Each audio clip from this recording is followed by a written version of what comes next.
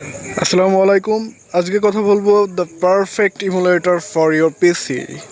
So কোনটা আপনার পিসির জন্য পারফেক্ট ইমুলেটর হবে এবং কোনটা ব্যবহার করে আপনি স্বাচ্ছন্দ্য বোধ করতে পারেন সেটা নিয়ে আজকের এই ভিডিওটা। সো আপনারা সম্পূর্ণ ভিডিওটা দেখুন যদি সম্পূর্ণ ইনফরমেশনটা জানতে চান।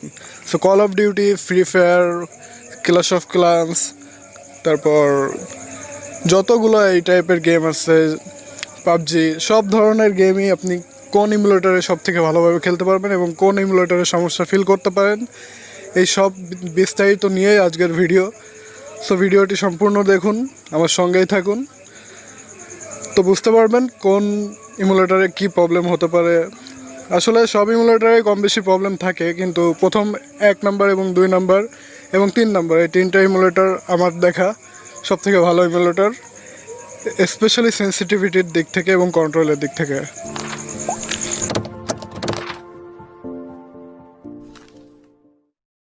নাম্বার 1, গেমলপ। এটার পূর্বে নাম ছিল টেনসেন্ট বা গেমিং বাডি। এটার অ্যান্ড্রয়েড ভার্সন কিটক্যাট এবং অ্যান্ড্রয়েড ভার্সনটা ডেভেলপারদের উচিত ছিল আপডেট করা, যেহেতু বর্তমান যুগের সঙ্গে তাল মেলানোর জন্য। সো এটার কি ম্যাপিং এবং মাউস কন্ট্রোল সেন্সিটিভিটি একেবারে অসাধারণ। শুধু এইটা একটাই সমস্যা আছে, এতে গেম খেলার সময় ফ্রেম রেট ড্রপ করে, যেটার কারণে ফ্রিজিং ইস্যুটা সম্মুখীন হতে হয় সবারই। সো এটা 5 থেকে 10 সেকেন্ডের জন্য আটকে যায় এই আপডেট। এবং এটা যখন এই লাস্ট আপডেট হয়েছে, এটার আগে এমন হতো, এখন একটু বেশি সমস্যাটা বেড়ে গেছে। এবং এমলপে গুগলে প্লে স্টোর থেকে কল অফ ডিউটি ডাউনলোড করা যায় না। ফ্রি ফায়ার, তারপর যে পাবজি, এগুলা সব ডাউনলোড করা যায়, কিন্তু কল অফ ডিউটিটা ডাউনলোড করা যায়নি। সো এই ছিল সমস্যাগুলো। সো গেমলপের নিজস্ব গেম সেন্টার আছে, সেখান থেকে আপনি ডাউনলোড করতে পারেন। সো আসি নাম্বার 2তে, এলডি প্লেয়ার।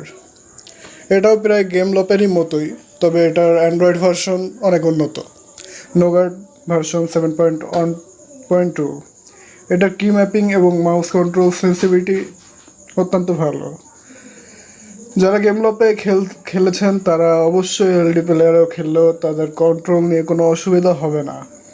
তবে এটা তো গেম খেলার সময় ফ্রেম রেট ড্রপ করে, যার কারণে ফ্রিজিং ইস্যুটার সম্মুখীন সবারই হতে হবে।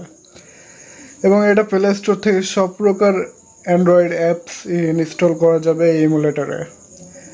সো আসি নাম্বার 3তে, মিমু প্লেয়ার। এটার অ্যান্ড্রয়েড ভার্সনও নোগার্ড 7.1.2, তবে এটার কি ম্যাপিং এবং মাউস কন্ট্রোল সেন্সিটিভিটি গেমলপ এবং এলডি প্লেয়ার, মানে আগের যে দুইটার ব্যাপার নিয়ে শেয়ার করলাম, ওই দুইটার মতো নয়। যারা গেমলপ খেলতে অভ্যস্ত তাদের এই ইমুলেটরে খেলতে একটু অসুবিধা হবে। এই ইমুলেটরে খেললে call of duty emulator detect হতো না, যার কারণে কিছুদিন আগে অনেকের আইডি ব্যান হয়েছে। সো এই ব্যান হওয়া সম্ভাবনা এখন নাই, যেহেতু এখন তারা এটা আপডেট করছে এবং ইমুলেটরটা ডিটেক্টেড হচ্ছে। সে এখন এই প্রবলেমটা ফিক্স করছে এবং এই ইস্যুটা এখন আর কাজ করছে না, এখন ঠিকঠাকভাবে সব ভালোভাবে সার্ভিস দিচ্ছে। এবং এটাতে ফ্রিজিং ইস্যু তেমন একটা হয় না।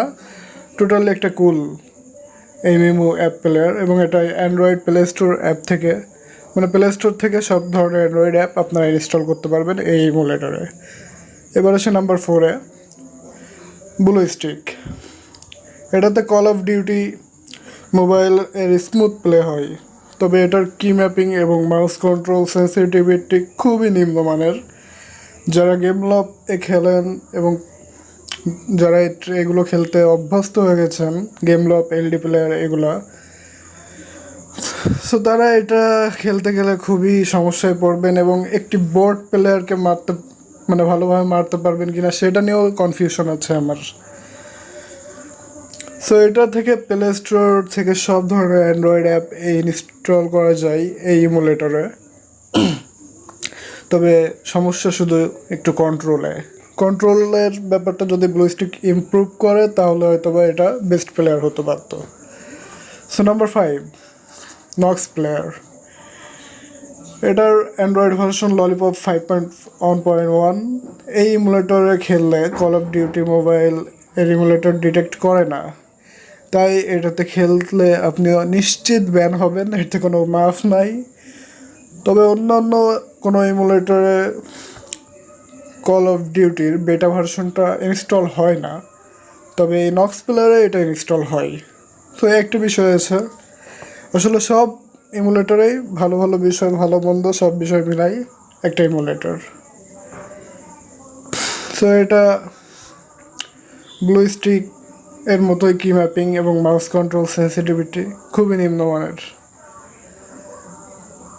সো এটাতে আপনি ভালো ফল পাবেন কিনা আমি নট শিওর। এই ছিল আমার 5টি ইমুলেটরের সম্পর্কে ধারণা, এবং আমি এই 5টি ইমুলেটর চালিয়ে যতটুকু যা বুঝতে পারলাম সেটা আপনাদের সঙ্গে আমি শেয়ার করলাম। সো ভালো লাগলে ভিডিওটি লাইক, কমেন্ট, শেয়ার এবং সাবস্ক্রাইব করতে ভুলবেন না, এবং নতুন নতুন ভিডিও আনার জন্য আমাকে সাপোর্ট করুন।